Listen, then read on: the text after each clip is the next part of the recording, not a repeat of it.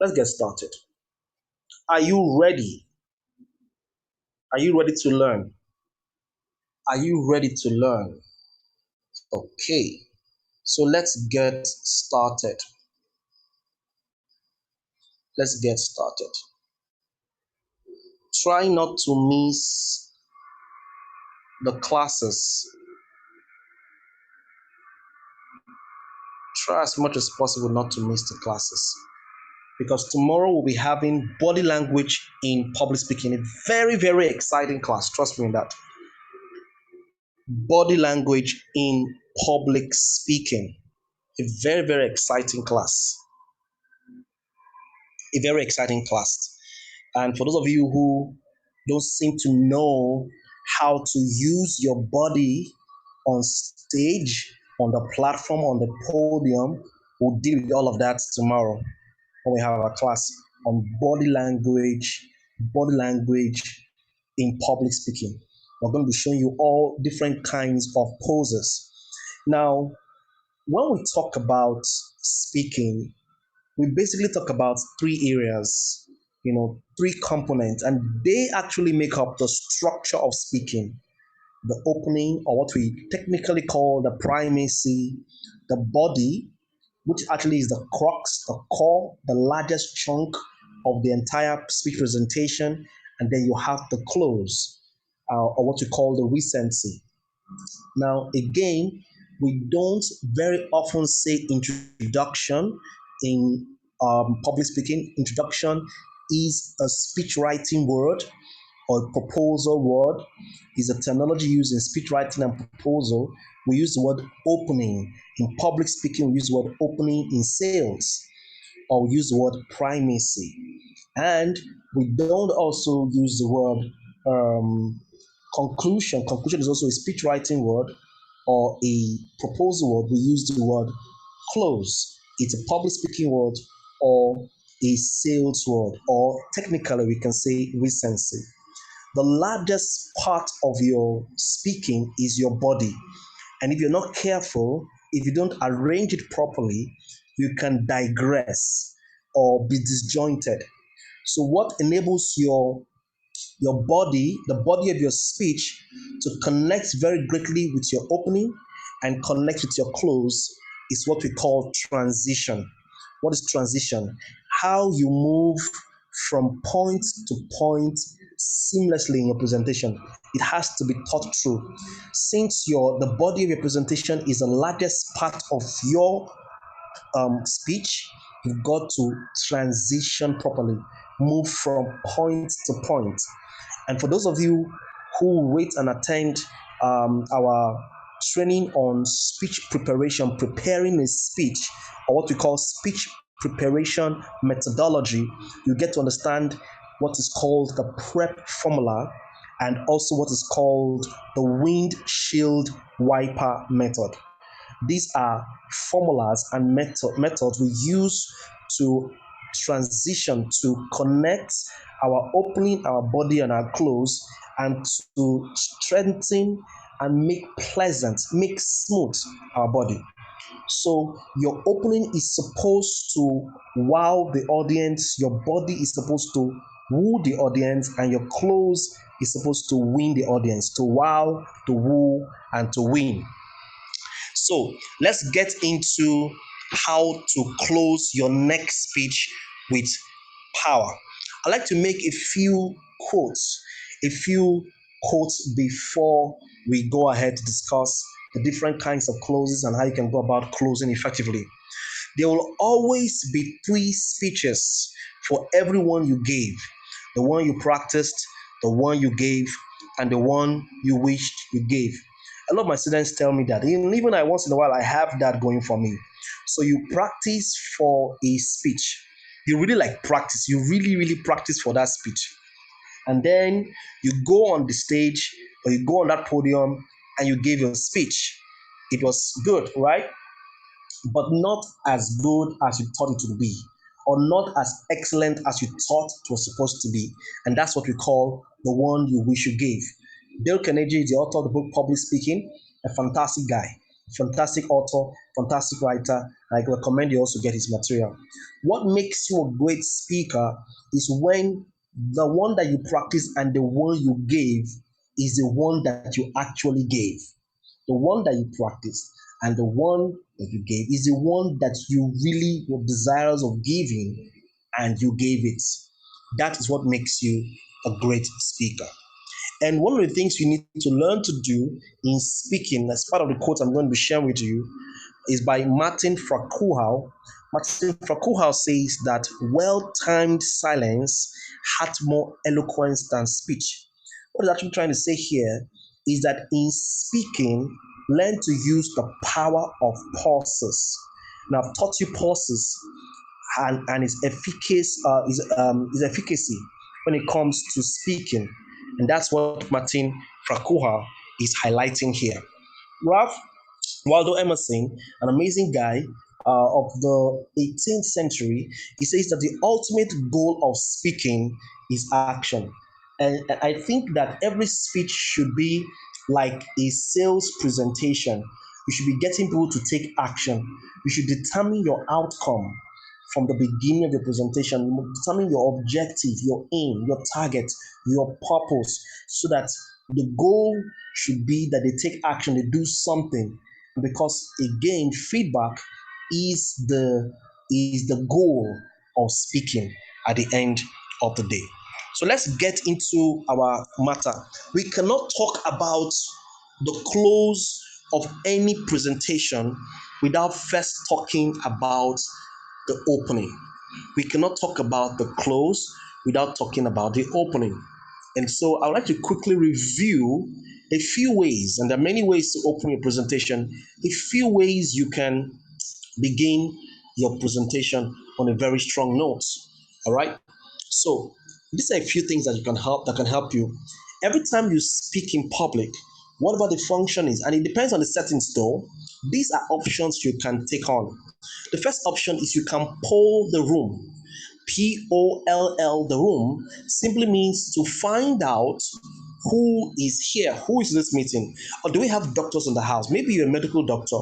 You want to find, that common ground with them. You can poll. You want to identify who is in the room. Well, this meeting I went for a youth-related meeting, and I was told prior to that meeting that people who will be at that event will be from 18 to 25. It was a youth meeting, it was a church meeting. When I got there, I noticed that we had more 8-year-old to 13, 14-year-old kids in the meeting. And then the ones who were adults were at the back scattered. So the first thing I did when I got on stage was that I rearranged the room. It's very important you understand that I rearranged the room. I got them, the people who were behind, to come to the front first of all. And I got all of the young people, the kids now, to stay in a particular place so that I could see them. And I got them to stay in the middle. And I got those who were between the ages of 14 upwards to 25 to stay in a particular region. And then those who are 25 and above to stay in a particular region. So all of them stayed in different parts so that I could share illustrations and stories to reach out to all three of these groups of people. So you see, when it comes to speaking, you've got to pay attention to the people in the room. You don't want to allow spaces, you don't want to allow for spaces, you want to pay attention to the people in the room. This has helped me in my speaking career to be a lot more effective. So another way to open a presentation is to open with a story. You will always get it right if you open with a story. Stories are the currencies of every human contact. A story is repeated. People may forget all that you have said, but don't forget the stories that you tell them. Stories will make a good impression. So begin your presentation with a story, and you can learn how to tell a good story. I've placed a video in the WhatsApp group on how you can go about telling good stories. Just do that. Trust me, it will help you to be a lot more effective. If you are in a sales presentation, doing a sales presentation, or you are having a seminar, it's always good to promise advantages. Promise advantages, just as much as you can build expectancy, build expectancy, promise advantages. You can use comparisons and contrast. When I talk about nation development, or nation building, or nation growth, national growth, I usually like to compare countries. All right, we can compare countries, like you can compare Ghana and Nigeria, just for the sake of inspiration, not to demean Nigeria or to inflate Ghana, or to demean Ghana and to inflate Nigeria, but basically to extract, to help people see for themselves how growth has occurred, how these individual organizations or nations have moved forward, or how people, things, circumstances, you can compare and contrast in order as an opening. It's always going to be a fantastic way to get your opening on a great start. You can begin with a startling statement, a bold statement, something that's not been said before. A promise that people will be excited about. Okay, you can ask a rhetoric question. A rhetoric question is a question that does not require an answer. You can present a problem that requires a solution, right? You can present a common goal, and this is also a very fantastic way to open your speech. You can draw from the previous speaker. I think I've told this story before. In one of our, was it in live class or in the, I think one of these classes, I said about one speaker who showed up, he came for a meeting late. And that's one of the things you must never do. Always go for meetings early and hear previous speakers so that you can have a feel of what is being said and know whether you should draw from whatever it is they are saying. Okay? So this guy goes late for the meeting, and the previous speaker who had come for that meeting was talking about the need to package yourself, the importance of packaging, of putting yourself together, making sure that you are sharp and on point. And he told those young people about all of that. And this guy who came in late, climbed the mic to speak. He had not listened to the previous speaker. He started talking about, he started discrediting the people who package themselves. I was saying things like, oh, you guys need to, focus more on your inside, focus more on the content. Packaging is deceptive, packaging is not all of it, and all that. So, I mean, people are just sitting down there and wondering which of the advice, or which of the ideas, or which of the speeches they should go for. Again, if the second speaker had come early enough, he would know how best to still present his message without contradicting the previous speaker. In fact, he would better still draw from the previous speaker and continue from there. So it's always important. One of the ways to open your presentation and open on a very fine note is to draw from a previous speaker. Now, that said, the opening is important, and of course, we skip the body because the body is the largest chunk. Today, our focus is on the close. Just as much as we say that first words matter, the last words that you say matter too. When people come for classes and they do assignments, one of the things I notice very often is that we have a very good start. We start with a bang, we start sharp. But when we're approaching our close, we're getting to the recency, we're not able to present it the best ways, that we can best. So what I want to do today is share with us various options, different kinds of closes that you can use to close the presentations. We can actually combine them. You can combine them, in order to get it done. A close can be between 1 minute to 10 minutes. Just as much as an opening can be between 1 minute to 1 minute to 10 minutes. All right, it's the body that takes a larger chunk of a presentation. So the close and the opening can be between 1 to 10 minutes, and you can combine these various ideas. So one of the things I tell my students to do, even as they go for any speech, whether it's a toast, we discussed different kinds of speeches the other time, and we looked at the importance of also understanding the sequence, organization of the presentation, the opening, the body, and the close. So you want to plan your closing remarks word for word. Yes, plan it word for word. Your closing remarks, your final thoughts, your recency, you want to plan it and think through it. Just as a comedian, or just as comedians should leave them laughing, the speaker should leave them thinking. That should be your goal as a speaker. You want to leave the audience thinking about what you have said, thinking about the thoughts that you have shared. And that's so what things can you put into, what can you say? What would you say? What questions would you ask? What quotes would you share that will get the audience to start thinking, to remember whatever you said, to give you a standing ovation, not just give you a standing ovation, to remember the thoughts that you have shared with them. That's what we are looking at. So there are different types of closes, or different types of close. Let's begin with the first one. Usually, it depends on the context or the public speaking setting. This is a fantastic way to close the presentation, and it's called the challenge close. What's the challenge close? Brand Tracy is biased because he's into sales, and he says that you should always end a speech with a call to action, a CTC or CTA, a call to action. That is, get people to do something, get people to say something, get people to go somewhere. That's to challenge them. And now, the challenge clause presumes, has the presupposition that you are ahead of them. So use a challenge clause when you are a guest speaker to a group of young people who see you as a mentor, see you as a teacher, or see you as an inspirational speaker, or see you as someone who is an achiever. So you can challenge them. The words you use very often in a challenge clause is you can make it. The words you very often. So the presupposition here is that you are ahead of them. So we call it a challenge clause. All right. So another kind of clause that I think is a very fantastic kind of clause is called the demonstration clause. It's akin to using icebreakers. Now we taught icebreakers a few days ago in class, or was it a week ago or 2 weeks ago? We talked about icebreakers. Icebreakers are activities and games used to engage the audience. So you can engage the audience at the end of the presentation. Now, so there's something called speaking props. What is speaking prop? A speaking prop is a property, anything that you use on stage as you speak, including the microphone, the projector, all those things you use, the pointer or the presenter, all of that are speaking, the flip chart. And aside all of those things, there are certain people you go for their meetings, they have certain things they bring on stage, maybe an equipment or toy, um, something just to demonstrate what you are saying, because people don't just want to hear you, they want to see what you're saying and they want to feel you. So the challenge of the speaker is to get people to see what you're saying.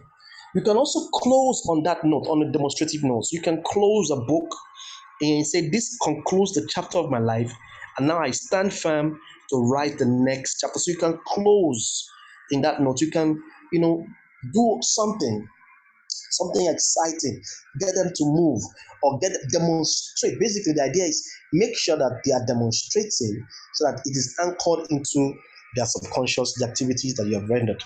Now, another kind of clause that I'll suggest that you use is called the suggestive clause. Again, I remember I said that you can combine clauses. You can combine clauses. Okay, so the suggestive clause is, you see, people will often be speaking and they will say, "Oh, before lunch, just before lunch, let me say this. Let me say this as we begin to wrap up. As we begin to wrap up, you want to suggest, you know, in the minds of the audience that you are about to close. You want to tell them you're about to close. Now, because the truth is, for those of you who attended audience analysis class, we drew a graph, and that graph shows that at the beginning of your presentation, people's attention span is heightened. Then it plateaus and begins to nosedive, especially during your close, especially during your body. But at a certain period, it can come back up again if you can pay attention to it by suggesting. When we tell people they're about to close, their mind is like heightened. They begin, okay, what's the last statement this guy wants to do? What is last words? Last words matter, and by suggesting it, you can get across to them very strongly. One of the ways you can also close a presentation in a very grand style is to make sure that your title ends up being your close. Maybe you're talking about the corruption in Nigeria, that was your topic, and then you weave your words, you say your words, such that at the end of the day, those words you said will now, your title, that is the title of your speech, ends up being the close. It's as simple as that, using your title. So we often will say, and this can be quite difficult and challenging even for me, but you can also give it a shot. I give it a shot for most of my speeches. I have a speech in Owerri on Sunday. I have speeches almost every day. Most of you know that. Most of them are virtual meetings. We're having a live meeting in Owerri on Sunday. But you see, what we do, what we're suggesting is this: try writing the speech, ending of your speech first before constructing your title. Can you try that? write the conclusion or write the recency or write the close. And then once you have written that, you now can come up with a title. So the conclusion, you can now bet the title of your presentation. When you have that kind of thing going for you, we call it a, a title close.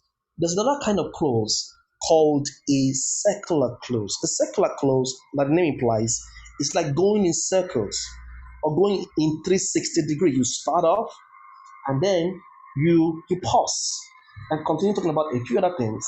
And after, as you're about to conclude your thought, you return back to that story, as in this case, and then you close. So you start off with a story, suspense-filled story, exciting story that had some point. Then you veered off literally, and then you continue to your presentation, and then you found a way to tie your story to the close, and then concluded your story in your presentation. So, referring back to your opening story is also what we call the fantastic when we call it a circular close. Now, if you don't know what to do as my students and you want to close, I suggest you use this. I tell my students, I say, look, when you don't want to use all these other kinds of close, maybe it's giving you issues trying to understand and decode it. Why don't you just stick with this one? You'll not get it wrong. In fact, if you don't know how to open a presentation, you can open with a quotation. If storytelling in your opening is going to give you is an ordeal, you can open with a quotation. And trust me, you can open the quotes. Find a famous quotation and end with it. Fantastic. Make sure that the quotes that you are quoting totally encapsulate all that you have said, all that you've been saying. And that can be challenging itself. Getting a quote that totally encapsulates all that you said can be quite challenging. I like this quote by Napoleon Hill about reading, and very often I quote it. I can quote it if we talk about knowledge. If my last thoughts were knowledge or on the importance of reading, I can end with this quote by saying, "No man's education is ever finished. A man's reading program should be carefully planned as his daily diet, for that too is food, without which he cannot mentally grow." I love this quote because it's very instructive. I think that a lot of us do not really plan our reading. We should do that. And a man's education is never finished. You're always learning. You're done with this program, you're going for another program. You're learning something. In 2019, 2018, 2019, I was doing a lot of digital marketing courses. In 2019, 2020, I started learning a whole lot about the Forex market, the cryptocurrency market 2018, 2019, 2020. In fact, I got into that space. It was very new for me, but I got into that space. I like to stretch my mind. You say a new idea that you will see, your mind expands and never returns back to the original dimension. So you always want to be a growing person. You want to be you want to be a knowing person, because that also makes you very versatile, and that also makes you a very interesting conversationalist. You want to be able to be more engaging, and so you can draw from different ideas. You can export ideas from different subject matters. So a speaker should be that, and that's why I like this quote so much. You can end your presentation with a quote, and trust me, it will make a strong impression. Now, the next kind of quote is called the invitation close. When we say invitation close, what do we mean by an invitation close? Now, if you remember, we talked about what is called the challenge close. In the case of the challenge close says that you are supposed to, it presupposes that you are greater than them, or that you are inspiring or challenging the audience to come to your level, to do something. You're challenging them to go for it just as you have gone already. All right. But the invitation clause, it presupposes that you are encouraging them to, everybody should go ahead. It means that you are not ahead of them. You're all at the same level, and you're inviting them to go on that journey. So the terms you use very often in the invitation clause is let us, we, let us. The words you use in the challenge clause is you, because there's a presupposition that you're ahead of them. But in this other case, is let us. So you can say words like more than 450 years ago before Christ, Confucius once said, "What I hear I forget, what I see I remember, what I do I understand. Let us do let us do it together. We have heard what we have to do. Now is the time to do it, and together we can do it." Excuse me. And together we can do it. Another kind of clause is called the repetitive clause. What is the repetitive clause? Like the name implies, you are literally repeating certain words. Repeating certain words. Like in this case, you find a phrase and structure it in a repetitive format that strikes the cadence of a drummer. Now, be a creative speaker. Be a creative speaker. Be a very creative speaker. You can be a creative speaker. Trust me on this. You can be a creative speaker. And I think you should start not just saying, "Oh, George says quotes, therefore I'll stick with quotes." Be creative. You can use a repetitive clause like this one. And so we've been saying that life is an adventure, dare it, a duty, perform it, an opportunity, take it, a journey, complete it, a promise, fulfill it, a puzzle, solve it, a goal, achieve it. All right, so you see the repetition, it's called a repetitive clause. If you're just joining, I'd like you to mute your sound. Thank you. What are the rules for closing? Simple. Tell them what you're going to tell them, then tell them, then tell them what you have just told them. So, one of the things we do, if you're just joining, please, I'd like you to mute your sound. Somebody just came in and you need to mute your audio. Thank you, sir. Or thank you, ma'am. One of the rules of closing is that you repeat. Repeat the words you want them to take home.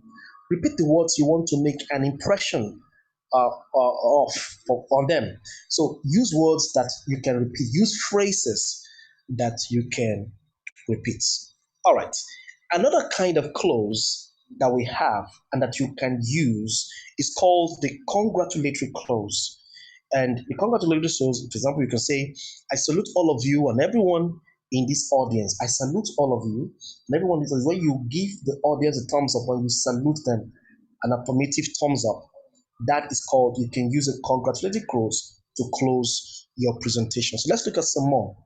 And then finally, another kind of close, the 10th kind of close that we have is called the benediction close, where you say, "May God bless and keep us," or where you say things like, "God bless the Federal Republic of Nigeria," or, "May God," you know.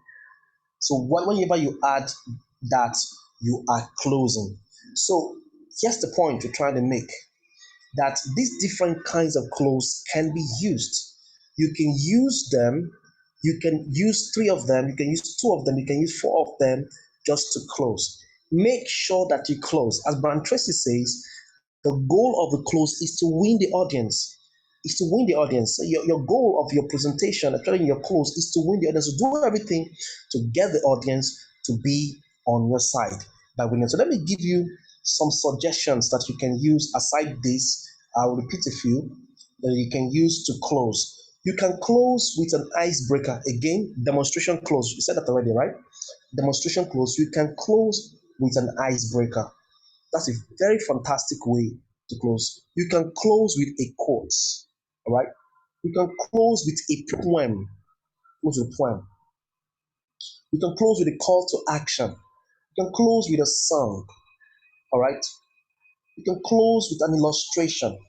You can close by ending a story. We said all of this earlier, right? You can close in, it must be such that people can give you a standing ovation. Don't just close with a thank you.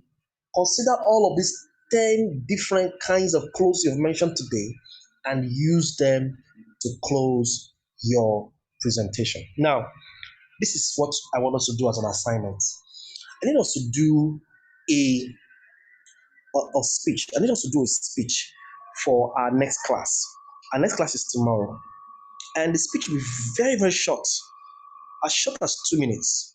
the goal is to help you to close. So you're going to do very little. I'm not going to really consider your opening, but I'm going to be considering a whole lot your close, how you intend to wrap up your presentation, how you intend to wrap up your presentation. So that's where the emphasis will be. And I want you to use any of these 10 ideas, 10 types of closes to wrap up. So choose any topic of your choice and focus on how you intend to close.